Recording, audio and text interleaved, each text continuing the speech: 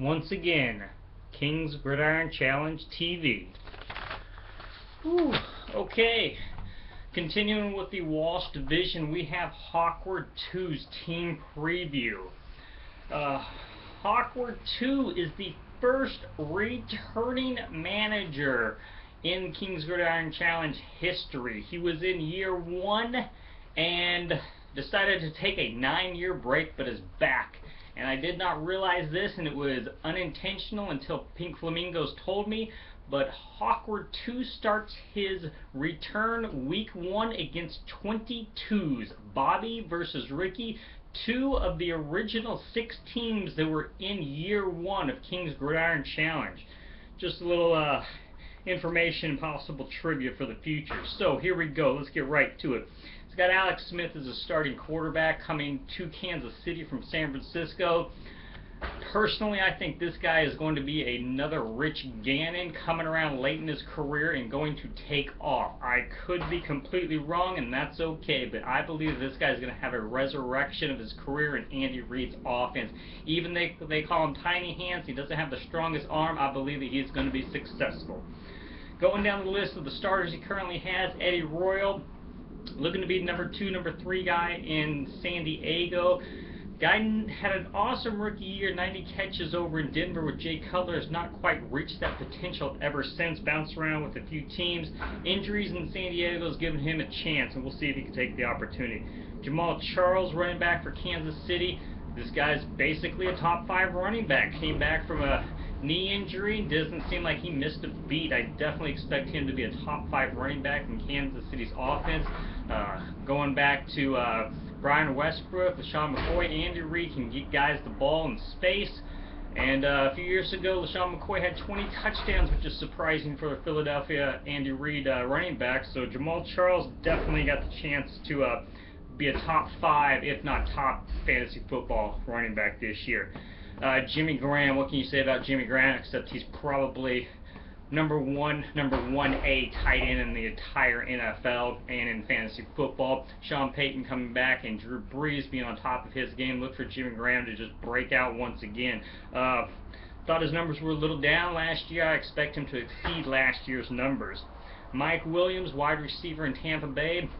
This guy's a number 2. He beats number 2 corners, not set for a number 1 wide receiver. Now that they've got Benson Jackson there, if Josh Freeman can stay on his game, no reason Mike Williams can't again reach double-digit touchdowns.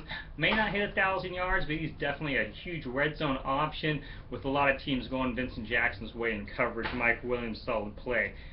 Greg Little, wide receiver in Cleveland. Cleveland's got an overhaul of their offense.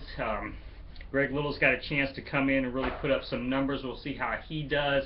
I always expected this guy to break out, but just has not quite hit that yet. We'll see if he can go ahead and do that. Running down, Justin Hunter, rookie wide receiver in Tennessee. May take a year or 2 to actually come around. I thought this guy could have possibly been the best rookie wide receiver in the draft. Has not lived up to that yet. Maybe he takes a year or 2 to learn the NFL game. Monty Ball, this guy's pegged to be the number 1 running back in Denver. With that offense, he'll get definitely so many red zone and goal line opportunities that he can definitely reach double-digit touchdowns without a lot of effort. We believe that this guy's going to be a big-time running back there in Denver. I'm worried about his 900-plus carries in college, but we'll see. Could be exactly like a clone of Terrell Davis, on top of his game, elite player, but maybe only for a few years. Not sure his longevity, but we'll see. Definitely a stud guy to have around for fantasy football in a few years. Julian Edelman looked to be the Wes Welker replacement until they signed Danny Amendola.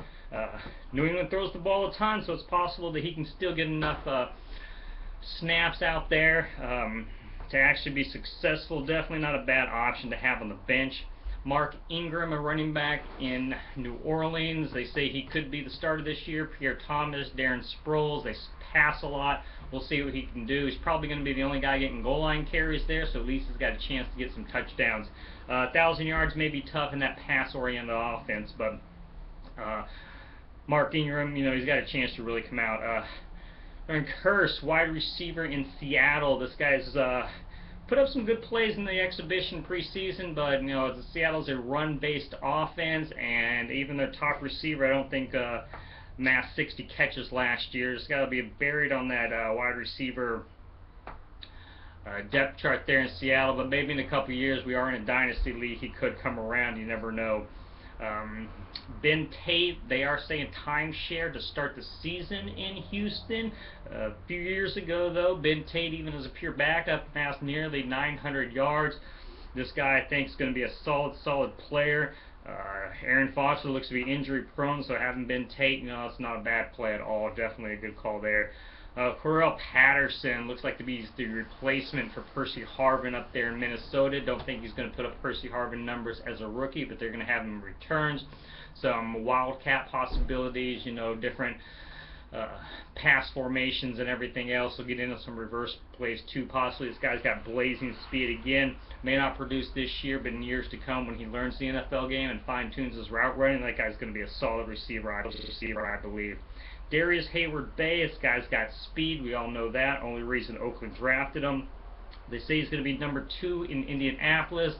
Possibly be the number 2 receiver, but I think he'll put up number 3 stats because T.Y. Hilton's probably going to outperform him there. Joe Flacco, Super Bowl winning quarterback. Believe this guy is going to be solid quarterback. I think it's going to be tough to decide between Flacco and Alex Smith, who you play every single week, but Joe Flacco, definitely a solid quarterback. Even though they have Ray Rice, they have no problem letting Joe Flacco throw the ball 50 times in the game, so he'll definitely be able to put up numbers. And then Ed Lacy, rookie running back in Green Bay, regardless of the fake pictures, not really fake pictures, crazy pictures they took, this guy is going to be a stud. Everybody else has not performed there in Green Bay. Look for him to be the clear-cut number 1 guy, completely goal line back for them.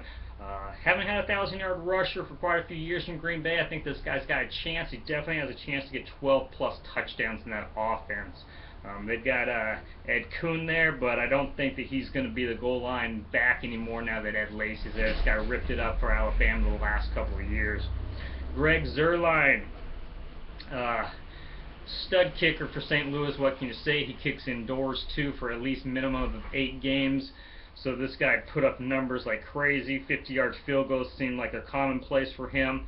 Definitely a top 5 kicker in fantasy, possibly, depending on how well that St. Louis offense moves the ball. Michael Jennings, DB from New Orleans. Laurent Landry, Indianapolis DB. Solid DBs.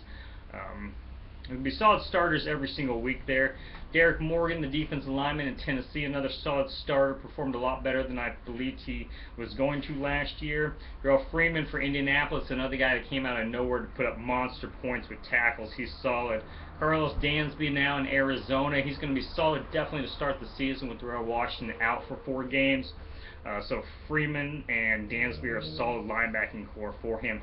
Manti Te'o, backup linebacker number 3 for him out there in San Diego. He's going to be a middle linebacker on that 3-4 alongside Donald Butler. He's got a chance to put up a lot of tackles. Supposedly the coaching staff loves him out there, even though he did not show well in that championship game against Alabama. He's going to go up against Alabama caliber players and even better every single week. We'll see how Manti Te'o holds up. He looks solid though. And then Matt Elam, the replacement for Ed Reed at safety up in Baltimore. This guy, if he comes in, steps in right away, and if he can learn that position, I think he's a solid line defensive back up there. He's going to be able to rack up tackles, interceptions, and everything else. This guy's got coverage ability like very few safeties had in college. We'll see if he can pull that over into the NFL game. And then his defense currently is Miami. I think they're an underrated defense, but solid defense. Fortunately, got to go up against New England twice a year, so those 2 games probably would not play Miami, even though they have shown well against New England in the past. Okay, going over Hawkward 2, he plays in the Walsh division, which is a tough division. Like I keep saying Big Blue. 22s before him. He's got 4 games, 2 against Horsecock, 2 against C Unit. Unfortunately, a 1-3 record in those 4 games alone is going to be tough for Hawkward to pull out, in my opinion. Could he split with 22s? Possibly.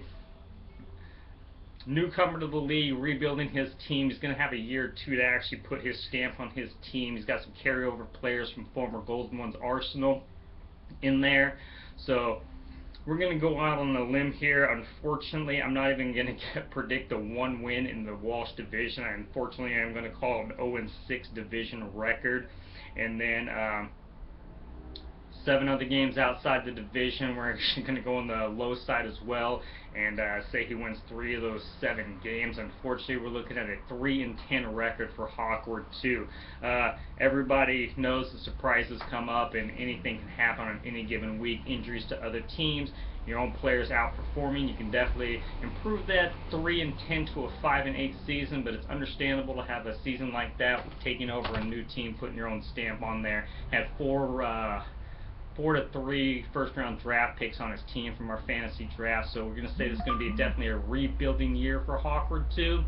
And we're going to say 3-10. A couple of games can push you to 5-8, but we're going to say missing the playoffs, getting a high first-round draft pick next year, put another player into your team there, rebuild, reload, get that team going in the future.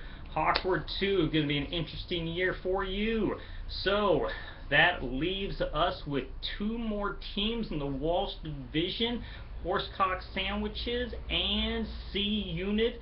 Then we will follow with a full preview of King's Gridiron Challenge with playoff predictions. Thank you, enjoy, and we will see Hawkward 2 week 1.